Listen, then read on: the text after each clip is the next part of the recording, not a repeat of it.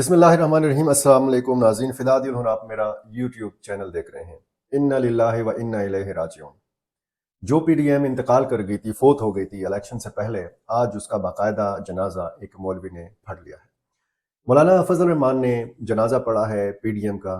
मौलाना फजल रहमान ने उस इत्तेहाद का जनाजा पढ़ा है कि जिसकी कब्र की मिट्टी जो है वो इलेक्शन से पहले खुश्क हो चुकी थी, लेकिन जनाजा बाकायदा तौर पर उस कब्र के बनने के बाद आज मौलाना फजल रहमान ने पढ़ा है। मौलाना फजल रहमान और नवाज शरीफ के रास्ते जुदा हो गए हैं। मौलाना फजल रहमान और शहबाज शरीफ के रास्ते जुदा हो गए हैं। मौलाना फजल रहमान और रासिफ अली जरदारी के रास्ते जुदा हो गए हैं। मौलाना फजल रहमान और इस्टेब्लिशमेंट के रास्ते जुदा हो गए हैं।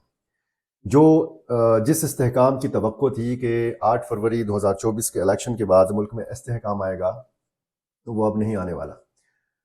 जुम्मा का दिन जो है वो उस किस्म की सूरत हाल का आगाज़ होगा पाकिस्तान में कि जिस तरह की सूरत हाल पेशावर के लोगों ने 4 घंटे देखी, फेस की, जलील ख्वार हुए पेशावर के अवाम। वोट दिया पेशावर के लोगों ने भी, वोट दिया खैबर पख्तूनख्वा के मुख्तलिफ इलाकों ने भी, और आज उन्हीं आम लोगों को जिस तरीके से पेशावर की सड़कों पर जलील किया गया, जिस तरीके से उनको ख्वार किया गया, जिस तरीके से उनको बदजन किया गया, जिस तरीके से उनको पीटीआई को वोट देने के हवाले से पशेमान किया गया अपने फैसले के हवाले से, इसकी तारीख में मिसाल नहीं मिलती। और ये पीटीआई की मकामी क़यादत को इस चीज़ का एहसास नहीं हुआ।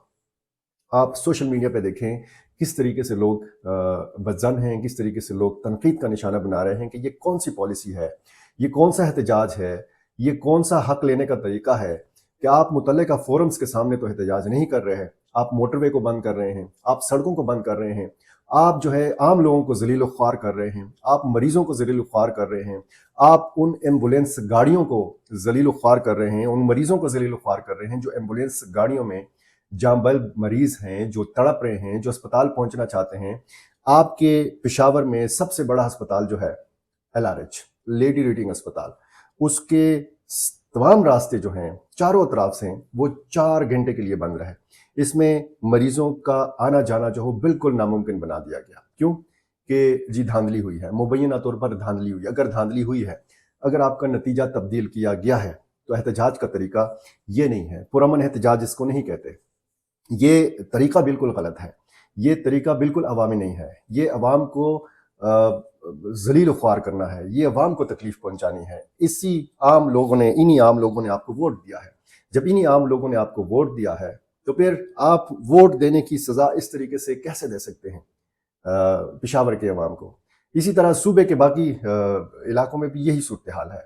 और जो सूरत हाल अगले जुम्मे से 16 फरवरी से हम देखेंगे, तो अल्लाह ना दिखाए, अल्लाह वो अदम इस्तेहकाम ना दिखाए जो नज़र आ रहा है।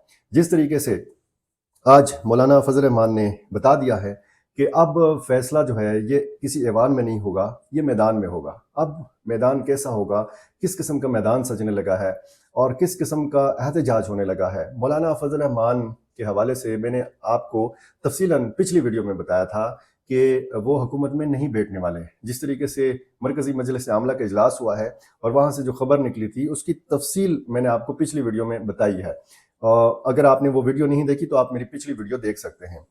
अब मौलाना फजल रहमान जो हैं वो क्या कहना चाह रहे हैं, वो क्या चाहते हैं, और जिस तरीके से इमरान खान ने एक दो टोक मौक़िफ़ अपनाया है कि जी मुस्लिम लीग नून के साथ बात नहीं होगी, पीपल्स पार्टी के साथ बात नहीं होगी और MQM के साथ बात नहीं होगी, तो इसका मतलब है कि क्या इमरान खान की मौलाना फजल रहमान से बात हो सकती है?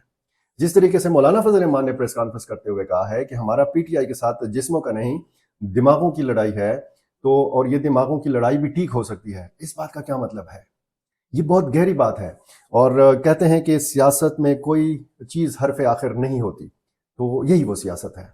अब मुस्तकबिल में हम कह सकते हैं कि जो कल के हरीफ थे आज के हलीफ हो सकते हैं। अपोजिशन में बैठने का क्या मतलब है? अपोजिशन में बैठने का मतलब यह है कि अगर मुस्लिम लीग नून मरकज़ में हुकूमत बनाएगी, तो PTI के लोग जो हैं वो अपोजिशन में बैठेंगे और अपोजिशन में ही बैठेंगे मौलाना फजल रहमान। यानी यहाँ पर वो धांधली के हवाले से, इस्टेब्लिशमेंट की मुदाखलत से हरवाने के हवाले से PTI और JUI ये एक पेज पर आ गए हैं। لوگ تو کہتے ہیں کہ مولانا فضل الرحمان کا اقتدار کے بغیر، حکومت کے بغیر گزارا نہیں ہوتا، لیکن یہ جو آج کی پریس کانفرنس کے بعد مولانا فضل الرحمان ہمیں نظر آ رہے ہیں، یہ کوئی بدلے بدلے سے مولانا ہیں. یہ وہ مولانا نہیں ہیں کہ جو ماضی میں رہے ہیں. ان کا جو باڈی لینگویج تھا، انہوں نے جس طریقے سے بات کی، جس طریقے سے انہوں نے للکارا، اسٹیبلشمنٹ کو للکارا، اب لگتا یہ ہے کہ وہ جس تحریک کی بات کر رہے ہیں وہ ایک عام تحریک نہیں ہوگی. وہ ایسی تحریک نہیں ہوگی کہ جی جلسہ کر لیا، ریلی نکالی، ملین مارچ کر لیا. یہ مجھے لگتا ہے کسی اور قسم کی تحریک ہے. اور اس پریس کانفرنس نے یقینی طور پر مسلم لیگ نون کی قیادت کو بھی پریشانی میں مبتلا کیا ہے. اس پریس کانفرنس نے مولانا کی پیپلز پارٹی کی قیادت کو بھی پریشانی میں مبتلا کیا ہے، کیونکہ مولانا فضل الرحمان کا جو کردار رہا ہے جوڑ کے حوالے سے زیادہ، کیونکہ انہوں نے ہمیشہ مختلف سیاسی جماعتوں کو اکٹھا کیا ہے. اور پچھلے دور میں ہم نے دیکھا جب عمران خان کے خلاف تحریک عدم اعتماد پیش ہوئی تھی تو مولانا فضل الرحمان اس قافلے کے سربراہ تھے، پی ڈی ایم کے سربراہ تھے، اور پھر انہوں نے باقاعدہ اس چیز کا کریڈٹ لیا کہ جی ہماری کوششوں سے عمران خان کی حکومت جو ہے وہ گری. اب صورتحال کیا ہے؟ جی جو الزام پی ٹی آئی نے لگایا تھا امریکہ کے اوپر، وہی الزام مولانا فضل الرحمان امریکہ کے اوپر لگا رہے ہیں.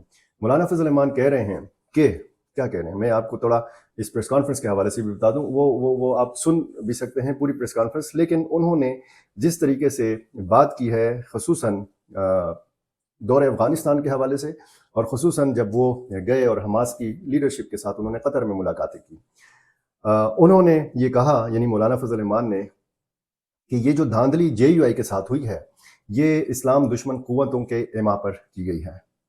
ہم نے افغانستان اور پاکستان کے باہم تعلقات کے لیے کام کیا، یہی جرم ہے ہمارا جسے امریکہ اور اسرائیل نے قبول نہیں کیا. جے یو آئی ایک نظریاتی قوت ہے جو ملکی معاملات پر سمجھوتے کا شکار نہیں ہوگی. ہم اپنے عظیم تر مقاصد کے لیے تحریک چلائیں گے. الیکشن کمیشن کا روز اول سے ہی کردار مشکوک رہا ہے. سربراہ جے یو آئی نے کہا کہ اسٹیبلشمنٹ اگر سمجھتی ہے کہ الیکشن شفاف ہوئے ہیں، ووٹ کا بیانیہ ختم ہو گیا، نتائج اشارہ دے رہے ہیں کہ بڑی بڑی رشوتیں لی گئیں، اربوں روپے لیے گئے نتائج بدلنے کے لیے، میں نواز شریف کو دعوت دیتا ہوں کہ آئیں اور ہم مل کر اپوزیشن میں بیٹھیں. یہ بڑی گہری بات کی ہے مولانا فضل الرحمان نے، اور وہ ایک اشارہ دے رہے ہیں کہ جی اگر اس وقت اپوزیشن میں مسلم لیگ نون بیٹھے گی تو جو اسٹیبلشمنٹ نے کیا ہے، جو اسٹیبلشمنٹ کرتی رہی ہے، کم از کم اس چیز کا راستہ روکا جا سکتا ہے. اور انہوں نے یہ بات جو ہے، میں آپ کو مزید بھی اس حوالے سے بتاؤں کہ انہوں نے جو ہم نیوز کے ساتھ اسما شیرازی کے ساتھ انٹرویو میں باتیں کی، وہ بھی بڑی دلچسپ ہیں. انہوں نے کہا کہ نواز شریف ایک نیا لاڈلا ہے. اب نواز شریف کے حوالے سے انہوں نے یہ باتیں کی ہیں، یعنی یہ کسی کو توقع نہیں تھی کہ مولانا فضل الرحمان صاحب نواز شریف کے حوالے سے ایسی بات کر سکتے ہیں. انہوں نے کہا کہ میاں صاحب کو اسٹیبلشمنٹ نے بتا دیا ہے کہ آپ کا یہ قد ہے، فلاں سیٹ ہم نے آپ کو جتوا دی ہے، آپ خود نہیں جیتے میاں صاحب، آپ خود نہیں جیتے، اسٹیبلشمنٹ نے آپ کو بتایا ہے کہ یہ ہماری وجہ سے آپ کی فلاں سیٹ کے اوپر جیت ہوئی ہے.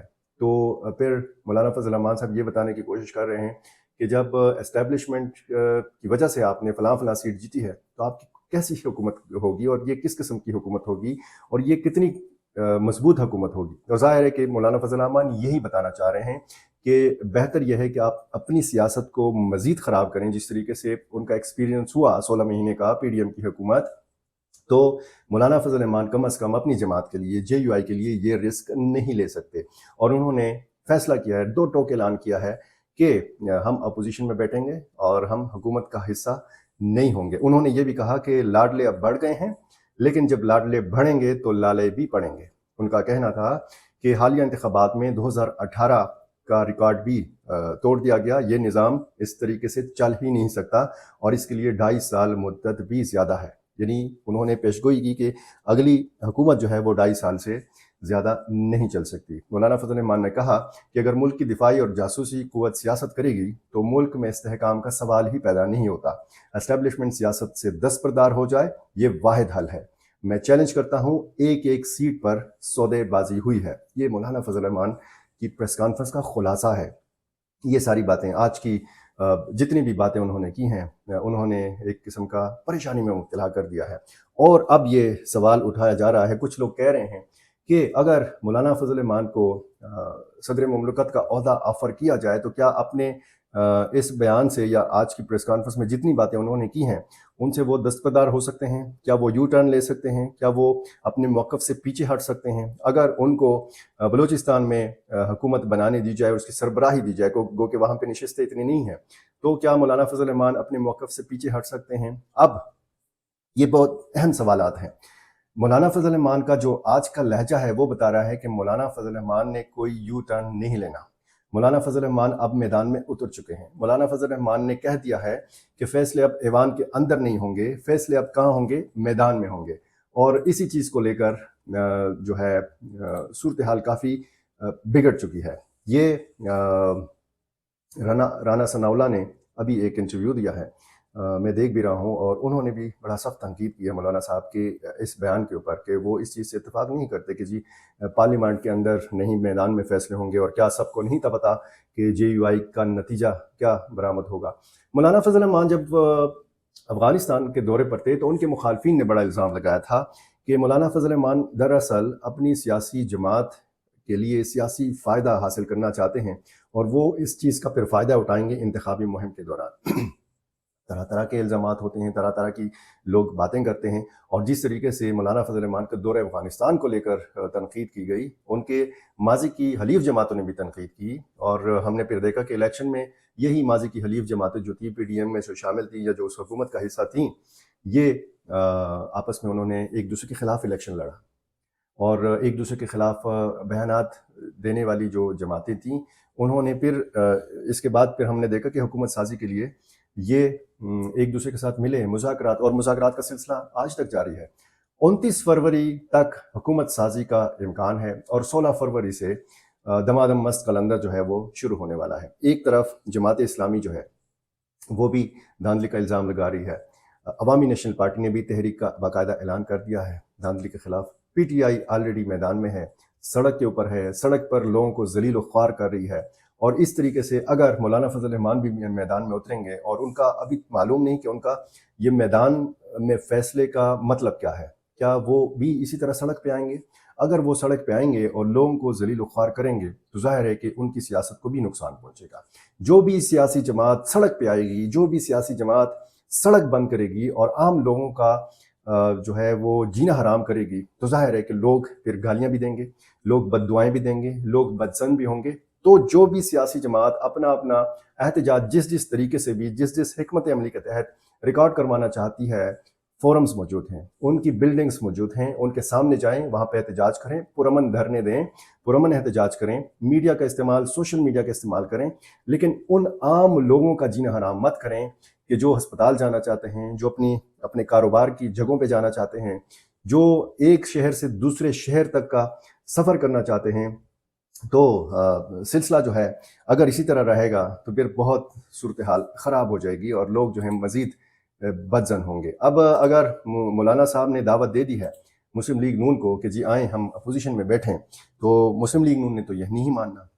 اس کا مطلب کیا ہے؟ اس کا مطلب یہ ہے کہ مولانا فضل الرحمان اور مسلم لیگ نون کے راستے جدا ہو گئے ہیں، مولانا فضل الرحمان اور پیپلز پارٹی کے راستے جدا ہو گئے ہیں۔ امکانات ہوتے ہیں، امکانات موجود ہیں کہ بات چیت ہو، مذاکرات ہوں، ایک دوسرے کے ساتھ ایک دوسرے کا موقف جو ہے ایک دوسرے کو سمجھایا جائے، لیکن جو تمام قوتیں پی ٹی آئی کے خلاف تھیں آج وہ ایک دوسرے کے خلاف ہیں، یہ بھی ثابت ہو گیا ہے۔